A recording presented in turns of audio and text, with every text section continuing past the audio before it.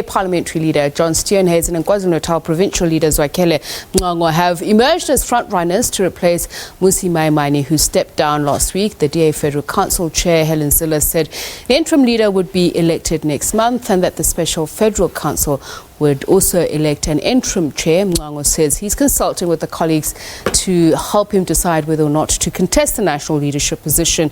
And for more on these developments, his consultants and columnist Mukoni Ratshitanga, author of an article entitled "The DA's Flirts with Polarization."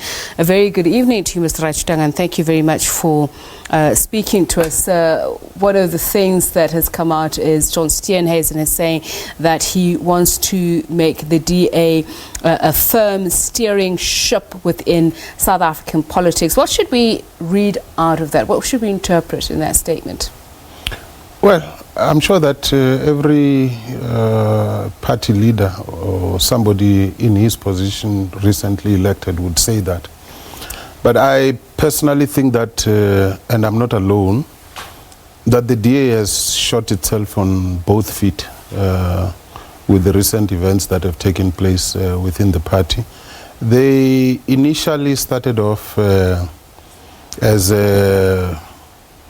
in 1994 as a very small, minuscule party, then increasingly grew to the right of the then National Party or new National Party.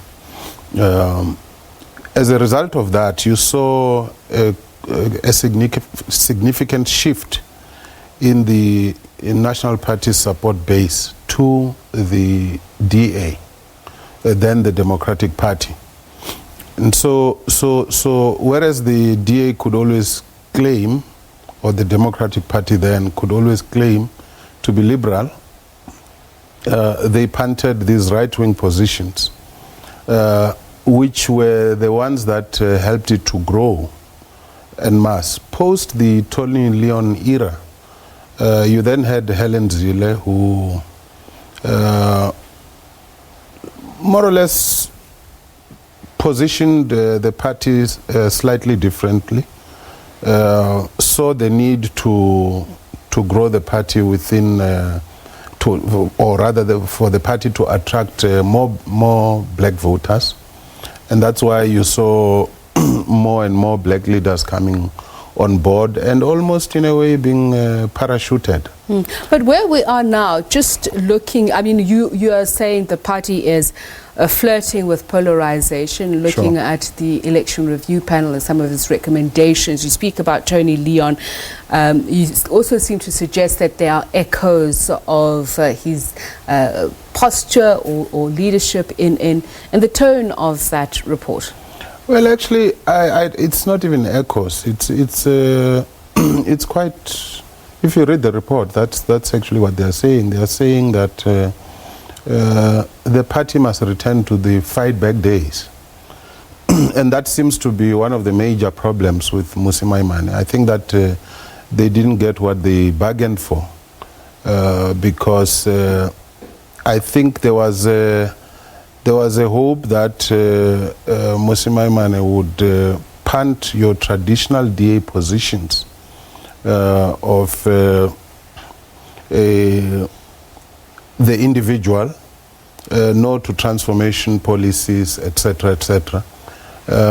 At a time when, and I think he realized that that wasn't going to grow the party support base. In particular, it wouldn't appeal to the black vote. And so you then started noticing a shift in the language coming from the DA leader, and that's what seems to have gotten him into trouble. Was that more centrist as opposed to what the DA and perhaps the Federal Council and the Review Panel would want to see? I wouldn't even call it centrist. I think that it was ambiguous, but that ambiguity was significant enough in terms of DA politics, given the party that the kind of party that the DA is. That ambiguity was significant enough, and I think that quite a number of important sections of the party leadership and its traditional white support base could neither fathom it nor could they tolerate it. Let's talk about that ambiguity. It's repositioning policy out of some of the recommendations that have been made from the Electoral Review panel. Are they sounding more right in terms of the current position? I mean, you do mention the issue of race, and when the party speaks about it, that they refer to different racial groupings as exactly that, groupings, and not necessarily directly referring to race. Look, I mean, the language of the review panel is it's couched in quite careful ways, but the effect of it is that the DA must continue with the right-wing positions of the Tony Leon era. It acknowledges that you need transformation, and then there is a but. And that but, the effect of that but is that you must slide back to the fight back days. So what does that suggest about their perception or their understanding of the fault lines, as you call it? Are they being ahistorical? Look, I think that experienced men and women of affairs within the DA understand the history of South Africa very well, and they understand the imperative of transformation policies. They are just opposed to them ideologically. It's almost schizophrenic in a way, because whereas they project themselves as a non-racial party and would like to be seen as one, and would want to grow their base beyond their traditional white base, they nevertheless take positions which are unattractive to anybody else but its white support base in a significant sense. So what is your analysis of the DA's philosophy vis-a-vis its representativity, demographic representativity? Are they out of sync? Are they contradictory? Of course they are contradictory. And I don't think that the DA is going to go very far. And as I said to you earlier, I'm not alone. Of course, the majority can also be wrong in terms of analysis.